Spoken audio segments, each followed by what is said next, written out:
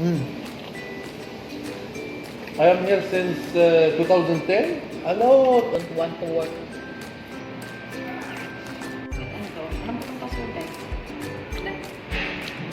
Ba't mali na yung password?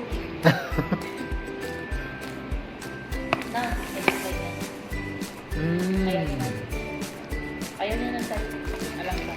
Buenas guys! So for today's vlog, pupunta tayo ngayon ng Jollibee at kakain kami ng kasamahan ko dito sa Riyadh City, Saudi Arabia. Tara, samahan nyo kaming kumain. So tara guys, samahan nyo kami. Excited ako kumain dito sa Jollibee dahil iba ata yung taste ng Pinas at dito. Pero tara, subukan natin kung same pa talaga. So ayan, medyo umuulan nga dito sa Riyadh City. Tara, pasok na tayo at umorder tayo dito.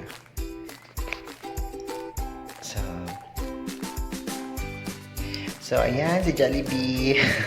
Parang bata lang, no? So, sige, video-video muna tayo kay Jollibee dito habang nag-order yung mga kasamahan ko. At, yan yung mga pinagpipilian natin dito sa kanila. So, tara, order na tayo. Pero yung kasamahan ko pala nag-order, okay? So, tayo video-video lang muna tayo. Chillax lang! So, yan pa rin yung mga in-order namin na may pineapple juice, may spaghetti kami, at burger. So, ayan. Tara, samahan niyo kami kumain. So yan yung may gravy, may chicken kami at may french fries. Of course, hindi mawala ang spaghetti.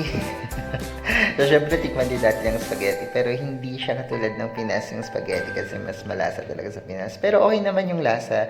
Same pa rin naman spaghetti, Pinoy style spaghetti. At hindi mawawala ang french fries. Ayan yung french fries. So wala, naubos na yung chicken. Naubos na rin ng gravy. At the same time, may pineapple juice tayo dito. So, yun guys, tara samahan nyo kami.